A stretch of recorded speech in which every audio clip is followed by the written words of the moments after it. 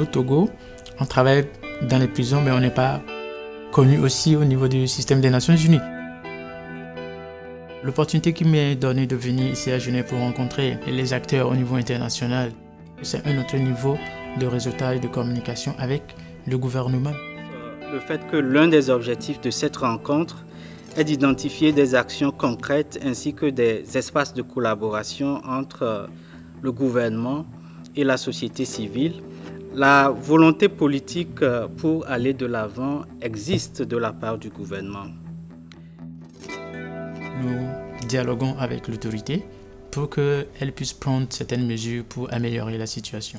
Au Togo, 63% des Togolais ne font pas confiance à leur système judiciaire pour plusieurs raisons. Ils ont évoqué la complexité, ils ont évoqué les frais qu'il faut payer, ils ont évoqué la lenteur, ils ont évoqué aussi la corruption de certains magistrats.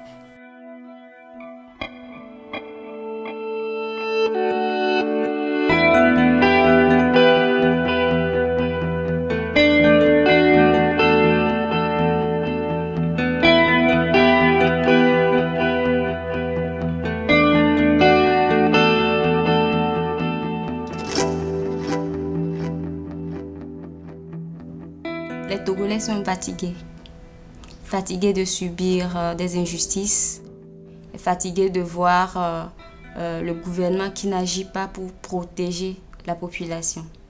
La population crie alors et elle décide de se faire justice elle-même.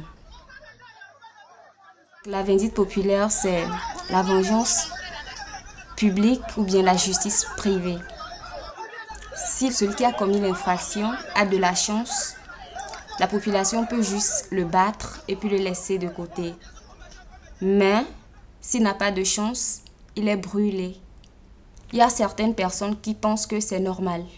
La majorité disent que c'est normal. Donc, ça entraîne vraiment de l'insécurité. Parce que il y a des innocents également qui sont attrapés et puis qui sont tués.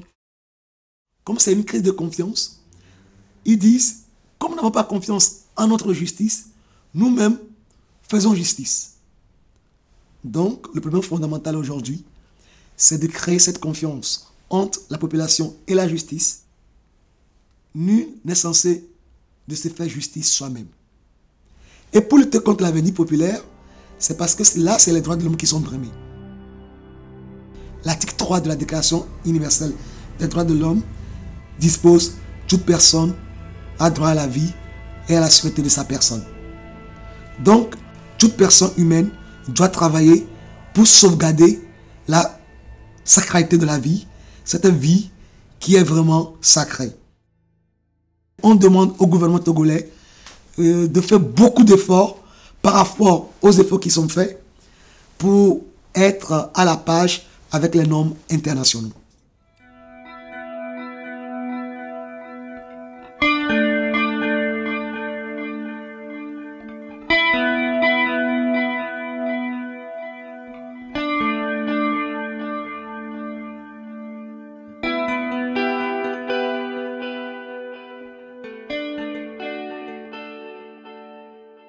C'est les conditions dans lesquelles les détenus vivent.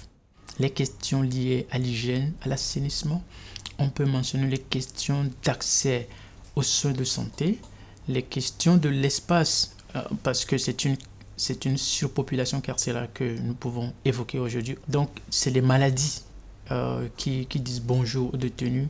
Et malheureusement, il n'y a pas un système de prise en charge rapide et automatique de tous les détenus. Et donc, tous les défis aujourd'hui qui sont liés à l'administration de la justice, notamment l'absence du règlement intérieur dans les prisons, le retard dans la mise en vigueur du code de procédure pénale, l'absence d'une politique de réinsertion.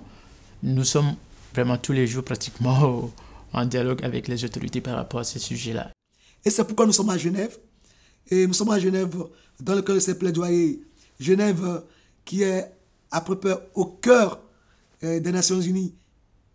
J'y crois fermement que le Conseil des droits de l'homme aura des choses à dire après sur la situation togolaise et ça va faire que le gouvernement togolais, dans son souci de mettre en application les aspirations du peuple togolais, le fera. La communauté internationale puisse également agir pour que l'État puisse revoir le système judiciaire et pour que la société civile aussi puisse être appuyée pour pouvoir mener des actions. Pour nous, c'est très important. C'est vraiment important de savoir que ces mécanismes sont là, ils sont opérationnels, ils sont pratiques. Et mieux encore pour la communauté internationale, parce que nous avons apporté de l'information pour une meilleure prise en compte des questions de droits de l'homme au Togo. Ces personnes sont à notre disposition pour appuyer davantage le travail que nous faisons. Ils sont informés et peuvent donc porter notre voix devant ces mécanismes, devant ces organes des Nations Unies. Ça m'a touché et je me suis dit, si j'étais à Genève, lors du plaidoyer, pour parler de l'incrimination de la torture, et qu'on m'annonce que le gouvernement togolais vient d'incriminer la torture dans le code pénal, ça renforce ma vision que être à Genève, à travers ces missions diplomatiques, nos plaidoyers portent. Quand vous êtes un activiste des droits de l'homme, ça éclaire, ça conscientise. Et je crois qu'aujourd'hui, les droits de l'homme, c'est une chance pour le monde. Parce que nous voyons que si les droits de l'homme sont brimés, nous ne pouvons pas avoir la paix. Le fait que je sois ici, c'est un couronnement, c'est une reconnaissance de la pertinence du travail que nous faisons. Nous avons quelque chose à apporter, une contribution à apporter. Pour nous, c'est une fierté. Donc, ça nous renforce dans le travail qu'on fait. Nous pensons qu'on peut briser la chaîne pour faire avancer ou améliorer la situation. C'est mon espoir.